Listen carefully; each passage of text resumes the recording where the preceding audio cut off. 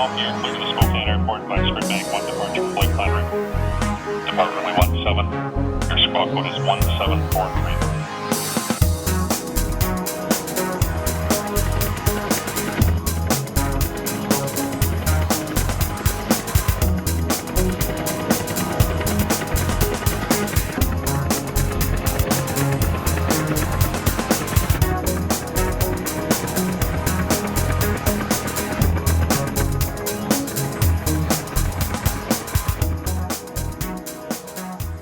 Paul Bergeron, the president of Mountain View Helicopters, chief pilot, operations manager, and accountable executive.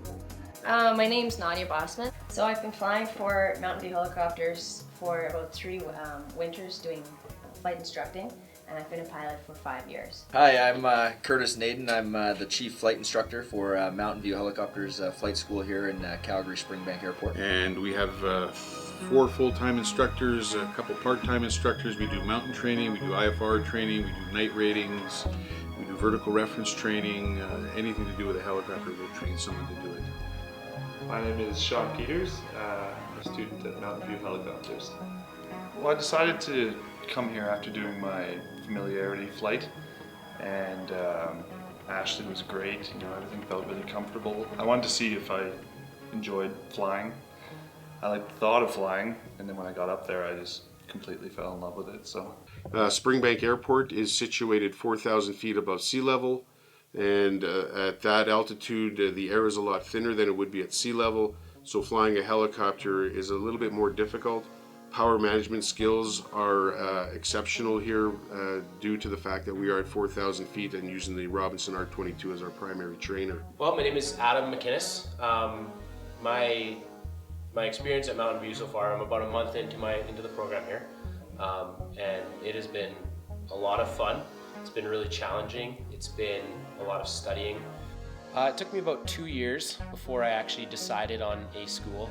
I went to 4 or 5 other schools actually, and my biggest selling feature for Mountain View was that they had lots of instructors. They had lots of high quality, high experience instructors.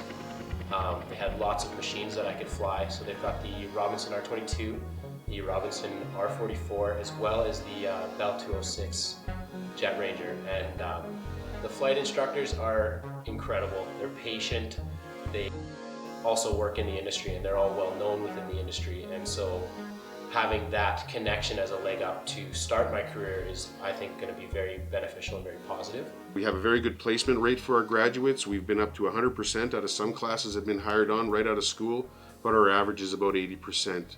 Of course, all jobs are starting at the ground level, but they're getting their foot in the door with the helicopter company and making their way up the ladder like we've all had to do.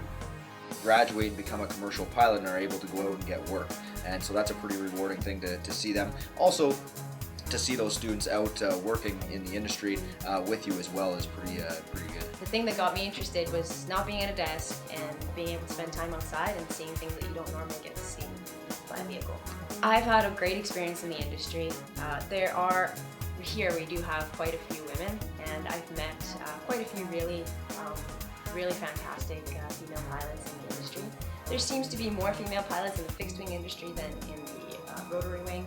So I've had a chance to meet Desmond Tutu, Leonardo DiCaprio, Neil Young, just some interesting people that have used our services. So there's definitely some perks to being a helicopter pilot. Most students, once they graduate and they are a commercial licensed pilot, most positions that they're going to find are going to be in remote locations away from the city, maybe northern if they're in Alberta, maybe northern Alberta. They'll be flying an R44 or a Bell 206, doing maybe some oil and gas lease site to lease site support with operators and stuff. Also, tourism's a big one. We do hire some of our graduates to do a tourism program during the summer as well to try and help build some hours there. So those are some of the avenues that they would go. Most students would start off either with a partial flying job or a ground crew job support of the aircraft, learning the aircraft, working with the engineers and the team at the hangar, and then moving into a flying position throughout their career.